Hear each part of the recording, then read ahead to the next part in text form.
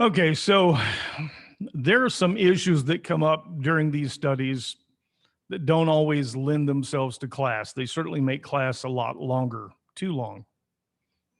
And I know that some of the things are tedious, not everybody's as interested. But for those of you who are, those of you who really seek a deeper understanding, I think I'm going to start doing some of these little fill ins from time to time. This study on David, the last few weeks have brought several of these incidents up to the front. I want to start, though. All of you know I'm sort of a stickler for words. And sometimes that's tedious, but I want to give an example. I want to explain why. There's a word that I think all of you are familiar with called decimate. And today, when someone says that something got decimated, maybe a forest got decimated by a fire, it means that it was wiped out, totally or almost totally wiped out. But the history of the word, the origin of it, is the same as the word decimal. It means 10. The Romans made a lot of use of the word decimate. When there was a unit of soldiers that behaved cowardly, didn't fulfill their mission, they might be punished by being decimated. And what they would do is they would go in and kill every 10th member of the unit. Served as an example to the rest. They also believed that a fighting unit could no longer be successful if they'd lost more than 10% of their ranks. And so a unit that had been decimated, had been reduced by more than 10%, would either get reinforcements ASAP, or they might be split up and spread among other units. Decimate had a very definite meaning when it means to lose 1/10. In my mind, it still does, but I have this discussion with people and they say, well, Scott, why don't you just give it a rest? You know, it means something different today. Language evolves over time. It drifts. And it's true, it does. And as long as I'm talking to someone today and they say that a forest got decimated, I can tell from the tone they mean it's wiped out. But if I'm reading a manuscript from back in, say, Roman times, or if I'm reading the Bible from back in Roman times, it's absolutely vital to understand that decimate means to lose 1/10 and not to be completely wiped out. It can totally mislead you if you don't know that. And so if gaining a true understanding of the scriptures is important, and it is to me, it's worth the struggle at times to find out what these words meant then. And a lot of the time, I have a little extra motivation when I see something that seems inconsistent, and I go back and research the word to say, okay, how do I make sense of that? Now, this last week, we had a story about King Saul. At the end of 1 Samuel, Saul is on Mount Gilboa. The enemy is closing in on him. He's wounded. He asks his armor bearer to kill him. Armor bearer won't do it, so he falls on his own sword or spear. He falls on his own weapon and falls down dead, and the armor bearer then kills himself. And then we pick up in 2 Samuel, and David and his men down in Ziklag encounter this Amalekite who's come from the battlefield.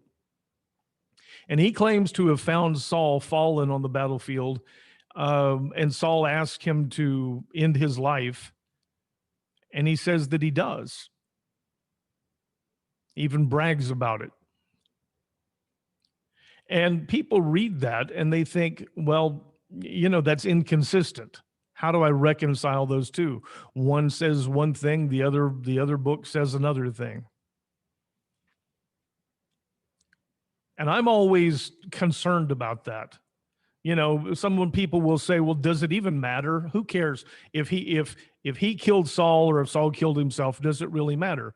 It doesn't, but it does, because of that third choice that people worry about. Well, maybe this is all just a myth.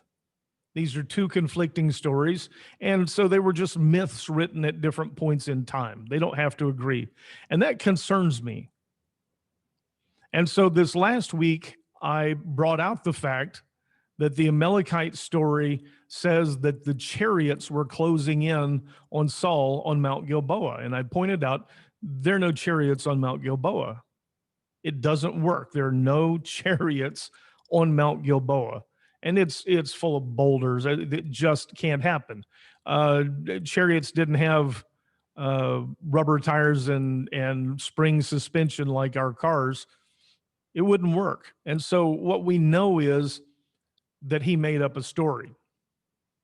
That still may lead us to ask other questions, but I think it's important that we understand that those two books, 1st and 2nd Samuel, in that regard, are not inconsistent with each other. Now, during our lesson, someone asked a question. What if that wasn't fair? What if the Amalekite didn't realize the kind of reaction that David would have?